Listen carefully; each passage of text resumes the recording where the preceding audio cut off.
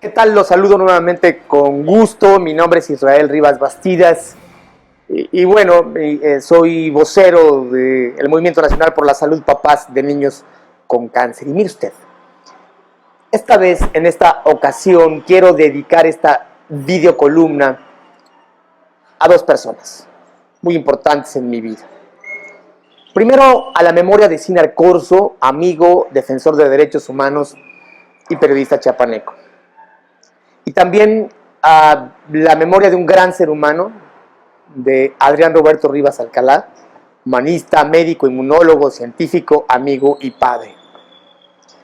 Ambos asesinados brutalmente en el estado de Chiapas, el padre y el amigo. Y mire usted, comienzo esta videocolumna también con una frase sobre el defensor de los derechos humanos y Premio Nobel de la Paz 2010, el chino Liu Xiaobo, que decía así: la libertad de expresión es la base de los derechos humanos, la raíz de la naturaleza humana y la madre de la verdad. Matar la libertad de expresión es insultar los derechos humanos y es reprimir la naturaleza humana y suprimir la verdad.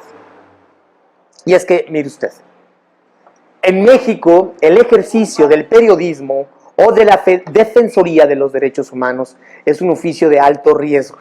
Es el país, digamos, más riesgoso del mundo para ejercer el periodismo. Y esto lo dice la organización Artículo 19, que mire usted, nada más del año 2000 a la fecha han documentado 138 asesinatos de periodistas en México, en posible relación desde luego con su labor. De este total, 127 han sido hombres y 11 mujeres. Solo Afganistán y Siria nos superan, países que, bueno, abiertamente mantienen una conflagración armada y que tienen una guerra de alta intensidad.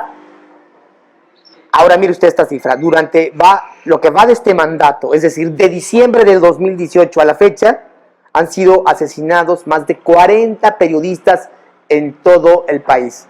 Uno de los sexenios más altos en este rubro.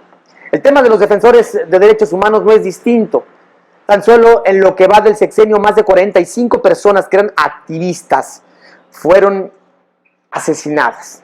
Así lo documenta, mire usted, la Red de los Derechos Humanos para Todos y Todas, conformada por más de 85 organizaciones de la sociedad civil en 23 estados del país. En un informe del 2018, imagínese usted, se contabilizaron ya más de 108 asesinatos de activistas en México, tan solo, imagínese usted, en una década. El hostigamiento al ejercicio de la libertad de expresión y la defensoría de los derechos humanos es añeja y también, desde luego, es multifactorial. Al poder político desde siempre le han incomodado la crítica y la exigencia al respeto de las garantías fundamentales. Ha habido tan solo chispazos de tolerancia y momentos muy efímeros de empatía con estos derechos.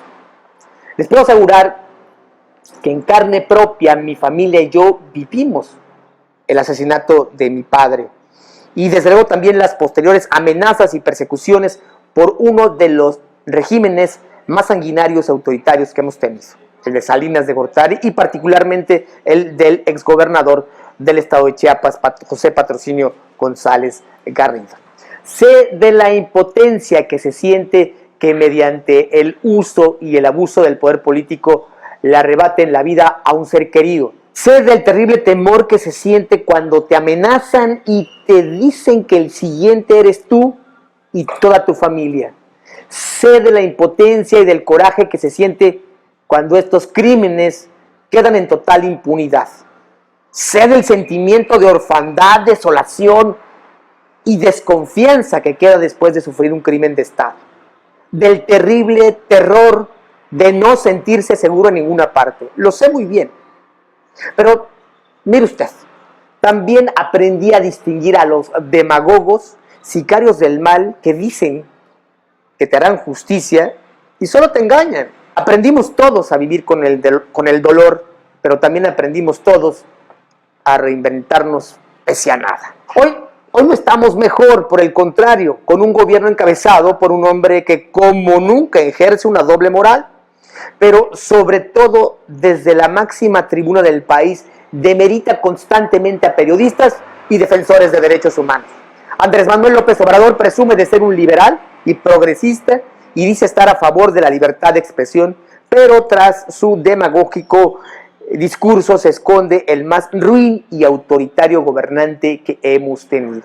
Y sí que los hemos tenido, ¿eh? Basta con echar un vistazo a su gabinete y encontraremos, mire usted, una lista sorprendente de represores y violadores sistemáticos de derechos humanos del pasado. De ese mismo pasado que él hoy, o desde siempre, ha llamado mafia del poder, pero ahora incrustados en su gobierno. Y mire usted, comienzo con el oscuro de Manuel Butler Díaz, pasando por Josefa González Blanco, hija de patrocinio, Manuel Velasco Cuello, Ricardo Monreal, el presidente del Senado, Eduardo Ramírez Aguilar, Manuel Espino Barrientos, el fiscal general, nada más y nada menos, que también lo fue con Fox, Gertz Manero, el exsecretario de Seguridad Pública Nacional, Alfonso Durazo, y un larguísimo, pero larguísimo, etcétera. Todos con un pasado priista o panista, perdonados desde luego de todos sus pecados represores por el semidios Andrés López de Torquemada, quien manda todos los días desde su show mañanero la sentencia de que los periodistas y defensores de derechos humanos que lo critiquen o que critiquen a su régimen son opositores, incentivando al crimen organizado o a las mafias o a, inclusive, mire usted, aquellos enanos políticos rapaces a quitar del camino a quien se le oponga o que denuncie oscuros intereses. No deseo ser pesimista, pero en este país que yo no sé si lo codician por su riqueza o ya por su pobreza, estamos ante la antesala del abismo. Porque sin la voz de periodistas críticos, de defensores de derechos humanos, el poder encarnado en el presidente de la República se volverá y se está volviendo cada vez más feroz. Y los que hoy lo apoyan, mañana seguro terminarán por arrepentirse.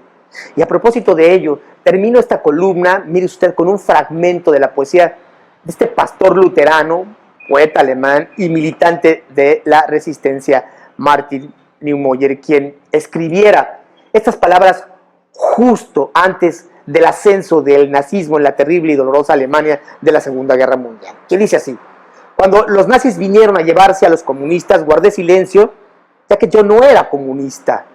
Cuando encarcelaron a los socialdemócratas, guardé silencio, ya que yo no era socialdemócrata. Cuando vinieron a buscar a los sindicalistas, no protesté, ya que yo no era sindicalista. Cuando vinieron a llevarse a los judíos, no protesté, ya que yo no era judío. Cuando vinieron a buscarme, no había nadie más quien pudiera protestar. Desde la indignación activa llevamos más de 900 días sin quimioterapias para nuestros niños y niñas a lo largo del país. Muchos se han indignado, como siempre les he dicho, muchos se quejan, pero muy pocos, realmente muy pocos, han hecho algo para solucionar esta crisis humanitaria que, como usted bien sabe, está cobrando la vida de muchas niñas y niños a lo largo y ancho del país. Más de 930 días sin quimioterapias o con intermitencia de ellos. Búsquenme en las redes sociales, Facebook, Israel Rivas Bastidas, en Twitter como @Israel Rivas_Paz. Movimiento Nacional por la Salud, también en Facebook, y desde luego nos vemos la próxima. Gracias.